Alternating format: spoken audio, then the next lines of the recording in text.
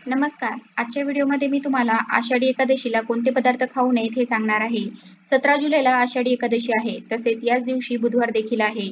या दिवशी जर आपण काही उपाय केले आणि काही सेवा केल्या तर त्या खूप म्हणजे खूप प्रभावी ठरतात. भगवान विष्णूंना प्रसन्न करण्यासाठी या दिवशी आपण काही उपाय केले पाहिजेत. भरपूर वेळा आपण मेहनत घेतो, पण मेहनतीचे फळ जर तुम्हाला मिळत नसेल, तर मेहनत करून उपाय करा आणि सेवा करा. बघा तुम्हाला तुमच्या मेहनतीचे फळ हे नक्कीच मिळेल. पण या आषाढी एकादशीच्या दिवशी आपल्याला असे काही पदार्थ आहे की जे आपल्याला चुकूनही खायचे नाही. तसेच अशा काही चूक आहे की ज्या आपल्याला चुकूनही करायच्या नाही. आता भरपूर महिला व्रत करत नाही. म्हणजे ज्या गर्भवती महिला असतील किंवा आजारी असतील अशा महिला उपवास व्रत करत नाही किंवा काही लहान मुले असतात ते देखील उपवास व्रत करत नाही. वृद्ध व्यक्ती देखील उपवास व्रत करत नाही. मग असे जे काही महिला पुरुष आहेत त्यांनी अगदी घरामध्ये भाजी-पोळी बनवताना देखील काही गोष्टींची काळजी घेणे गरजेचे आहे. काही पदार्थ आपल्याला चुकूनही खायचे नाही. तसेच उपवास करताना आपण काही चुका या चुकूनही करायच्या नाही. आषाढी एकादशीला मोठी एकादशी, महा एकादशी किंवा देवशयनी एकादशी असं म्हटलं जातं. कारण या दिवसापासून चातुर्मास सुरू होतो. म्हणजे सृष्टीचे पालन करता भगवान विष्णू या काळात क्षीरसागरात आराम करतात अशी मान्यता आहे. हा काळ अत्यंत पावन असला तरी या काळात शुभ कार्याचे मुहूर्त नसतात. तर या 4 महिन्यांच्या काळात देवाची अधिकाधिक भक्ती करावी असे सांगितले जाते. तुम्हाला जर शक्य असेल उपवास व्रत करणे तर आवर्जून उपवास व्रत करा. कारण की वर्षामधून ज्या काही एकादशी येतात, अगदी त्या एकादशीचे उपवास व्रत करणे आपल्याला शक्य नसेल, तर फक्त आषाढी आणि कार्तिकी या 2 एकादशीचे व्रत आपण केले तरी पण आपल्याला त्या एकादशीचे देखील पुण्यफळ हे मिळत असते. तर या एकादशीच्या दिवशी कोणत्या चुका करू नये याबद्दलची सर्व माहिती आपण आज या व्हिडिओमधून जाणून घेणार आहोत. तत्पूर्वी तुम्ही चॅनलवरती नवीन असाल तर चॅनलला लाईक करा आणि सबस्क्राईब देखील करा. कमेंटमध्ये श्री स्वामी समर्थ किंवा ओम नमो भगवते वासुदेवाय नमः लिहायला विसरू नका. या आषाढी एकादशीच्या दिवशी आपण सकाळी लवकरच उठायचं आहे. आपलं घर अंगण स्वच्छ करायचं आहे. तसेच या दिवशी आपण पिवळ्या रंगाचे वस्त्र हे परिधान करायचं आहे. भगवान विष्णूंना पिवळा रंग हा अत्यंत प्रिय आहे. पण पिवळ्या रंगाचे वस्त्र नसतील तर तुम्ही दुसऱ्या कोणत्याही रंगाचे वस्त्र परिधान करू शकता. फक्त काळा रंग किंवा गडद निळा रंग आपण या दिवशी परिधान करायचा नाही. कारण जेव्हा पण एखादं शुभ कार्य असतं तेव्हा आपण हा रंग वर्ज्य करत असतो. त्याचप्रमाणे आपण या दिवशी देखील हा रंग वर्ज्य करायचा आहे. आपण जर काळ्या रंगाचे कपडे घालून पूजा केली किंवा काळ्या रंगाचे अगदी आसन घेऊन जरी पूजा केली तरी पण आपली पूजा सफल ठरत नाही. त्यामुळे शक्यतो तरी पिवळ्या रंगाचे वस्त्र किंवा लाल रंगाचे वस्त्र या दिवशी परिधान करावे. आता तुम्ही म्हणाल की आपला विठुराया तर सावळाच आहे. पण अगोदरपासून ज्या काही चालीरीती चालत आलेल्या आहेत त्या आपण देखील वापरत असतो. त्यामुळे तुम्ही या गोष्टींची काळजी घेणे अत्यंत गरजेचे आहे. तसेच या आषाढी एकादशीच्या दिवशी आपण चुकूनही केस किंवा नखे हे कापायचे नाही.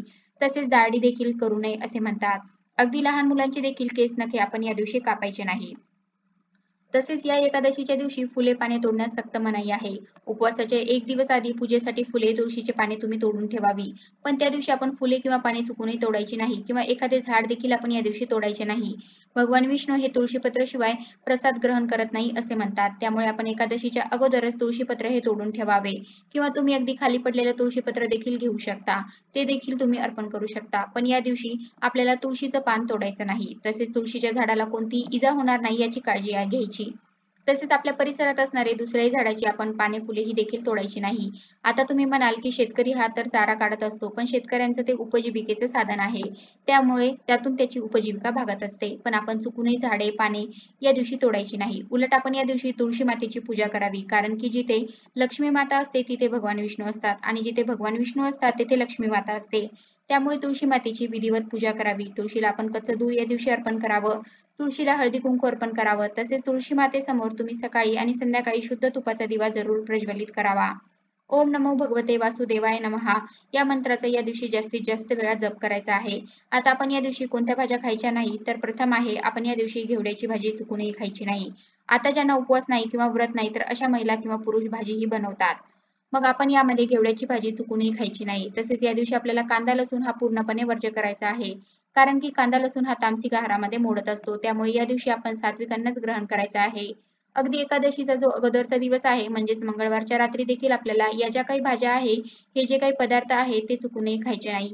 मांसाहार तर पूर्णपणे वर्ज्यच करायचा आहे. अगदी तुम्ही बुधवारच्या दिवशी, मंगळवारच्या दिवशी आणि गुरुवारच्या दिवशी हे तिन्ही पण दिवस आपण मांसाहार वर्ज्य करायचा आहे आणि सात्विक अन्न ग्रहण करायचे आहे. कारण की आषाढी एकादशीच्या दुसऱ्या दिवशी वामन पूजा केली जाते. त्यामुळे या दिवसाला देखील अनन्यसाधारण महत्त्व आहे. या दिवशी देखील आपण सात्विक अन्नच ग्रहण करायचं आहे. तसेच या एकादशीच्या दिवशी आपल्याला तांदूळ म्हणजेच भात हा चुकूनही खायचा नाही. पौराणिक कथेनुसार एकेकाळी महर्षी मेधा यांनी देवी शक्तीच्या क्रोधापासून स्वतःला वाचवण्यासाठी तिच्या योगशक्तीचा वापर केला आणि पृथ्वीच्या आत नाहीशी झाली.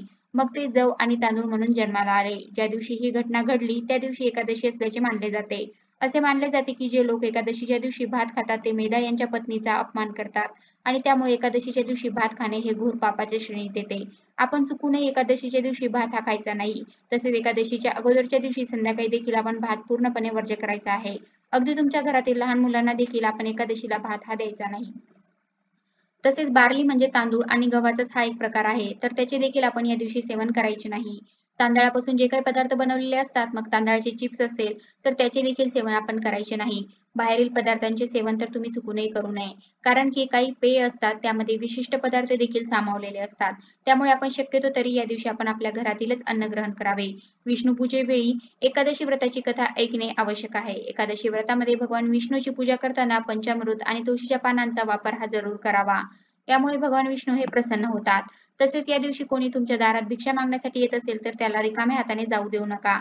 व्रताच्या दिवशी दान केल्याने अनंत पटीने पुण्यफळ हे आपल्याला मिळत असते. मग महिला असेल किंवा पुरुष असेल तर त्याला आपण काहीतरी दान करायचं आहे. अन्नदान करू शकता किंवा एक ग्लास भरून पाणी दिलं तरी पण खूप आहे.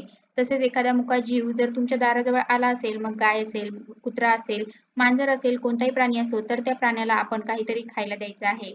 मग आपण एक चपाती घ्यायची आहे, त्याच्यावरती थोडासा गूळ टाकायचा आहे, थोडंसं शुद्ध तूप टाकायचं आहे, तसेच चिमूटभर हळद टाकायची आहे. हळद ही माता लक्ष्मीला आकर्षित करत असते, तसेच गुरुग्रह बळकट करत असते. भगवान विष्णूला देखील हळद अत्यंत प्रिय आहे.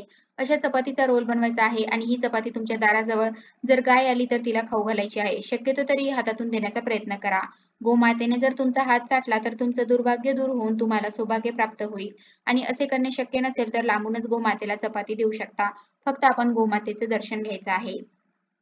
गोमातेच्या पायाखाली जी काही माती आहे ती माती आपल्या कपाळाला थोडीशी लावायची आहे. गोमातेच्या पाठीवरून 3 वेळा हात फिरवायचा आहे आणि ओम नमो भागवते वासुदेवाय नमः, ओम नमो भगवते वासुदेवाय नमः हा मंत्र म्हणायचा आहे. तसेच गोमातेकडे जर तुम्ही या दिवशी तुमची इच्छा मनोकामना मागितली तर ती नक्की पूर्ण होते. आणि जर अशा प्रकारची चपाती जर गोमातेला तुम्ही या दिवशी खाऊ घातली तर तुमचं दुर्भाग्य नक्कीच दूर होतं व आपल्या घराकडे माता लक्ष्मी येते असे म्हणतात. पैशाच्या ज्या काही अडचणी अडथळे आहेत ते देखील दूर होतात. त्यामुळे तुम्हाला जर शक्य झाले तर अगदी तुम्ही या दिवशी गोशाळेमध्ये जाऊन देखील गोमातेला अशा प्रकारची चपाती खाऊ घालू शकता. गोमातेमध्ये 33 कोटी देवतांचे वास्तव्य असते असे म्हणतात. त्यामुळे आपल्याला सर्व देवतांचा आशीर्वाद देखील मिळत असतो. तुम्हाला जर हा व्हिडिओ आवडला असेल तर चॅनलला लाईक करा आणि सबस्क्राईब करा. धन्यवाद.